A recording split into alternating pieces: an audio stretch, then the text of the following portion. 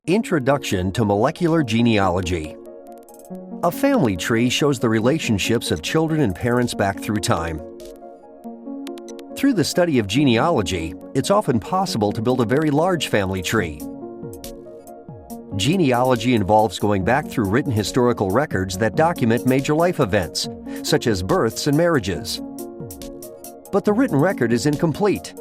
Many written records have been lost or destroyed over the years. And in many cases, births and marriages were never recorded. The result is a dead end in the family tree. Inside our bodies, we carry another record of our family relationships. It is our DNA. DNA analysis can provide clues about what part of the world our ancestors came from. And it may even help to identify relatives with whom we share a common ancestor. Molecular genealogy uses a combination of recent advances in reading human DNA, along with traditional genealogy.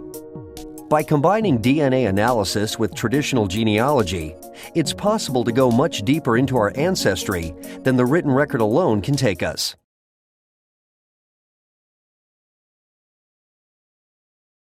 The 4 types of DNA. Your DNA contains a unique set of instructions that provides the information to build you.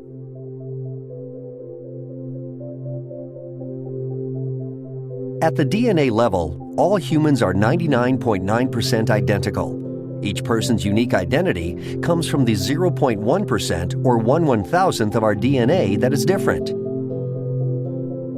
Every person inherits half of their DNA from each parent. This is why children tend to resemble their parents. It is the inherited DNA differences that are important for reconstructing genealogies. Not all DNA or DNA differences are passed down from parent to child in the same way. Humans have 4 different methods of inheritance associated with different DNA types: autosomal, X chromosome, Y chromosome, and mitochondrial.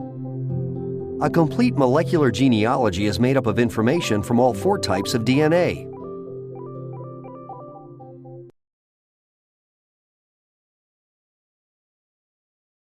Autosomal DNA.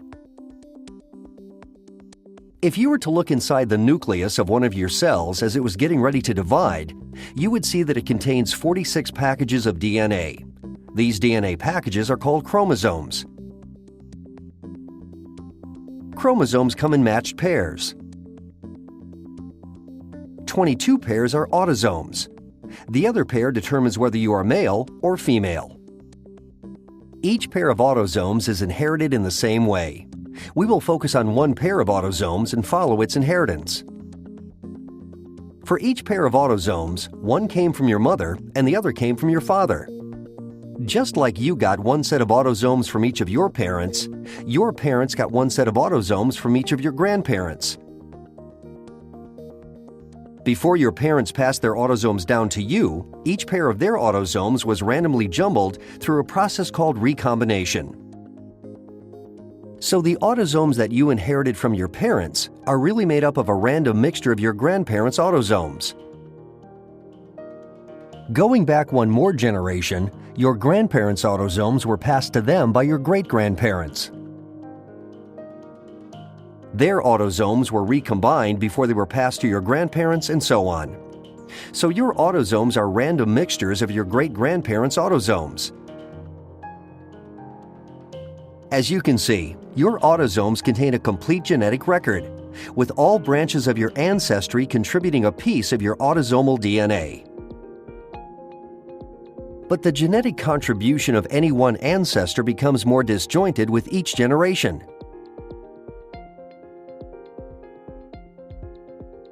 Close relatives share large fragments of DNA from a common ancestor.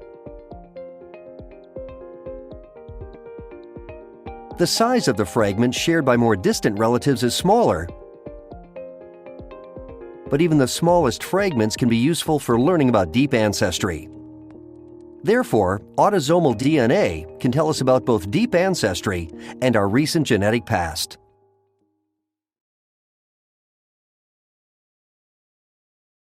X chromosome DNA. The X chromosome is one of the chromosomes that determines whether you are male or female. Females have two X chromosomes. Males have one X and one Y chromosome. In a mother, the X chromosomes behave just like autosomes. Her X chromosomes go through recombination, then she passes one along to each child, regardless of whether the child is male or female. A father passes a copy of his X chromosome to his daughters, but not to his sons. Since he has only one X chromosome, it does not go through recombination. Because of its unique inheritance pattern, X chromosome DNA contains genetic information from some, but not all of a person's ancestors. X chromosome DNA becomes more disjointed through the generations, although not as quickly as autosomal DNA. Like autosomal DNA, X chromosome DNA is informative about both deep ancestry and more recent ancestry. Y chromosome DNA. The Y chromosome is one of the chromosomes that determines whether you are male or female.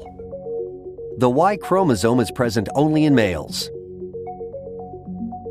Because each man has only one Y chromosome, there is no recombination.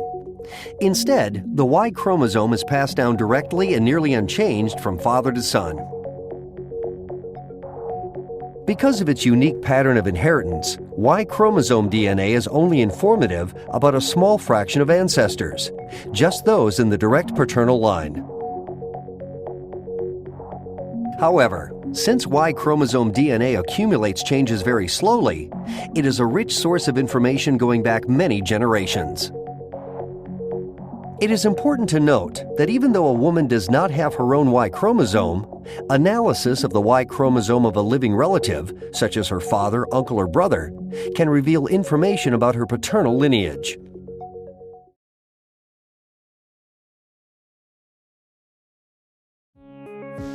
Mitochondrial DNA. Mitochondria are structures inside the cells of the body that are responsible for energy production. They contain their own DNA, and they replicate independently from the cell.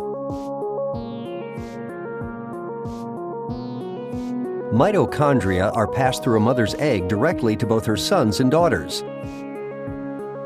In turn, her daughter, but not her son, passes mitochondrial DNA to her children.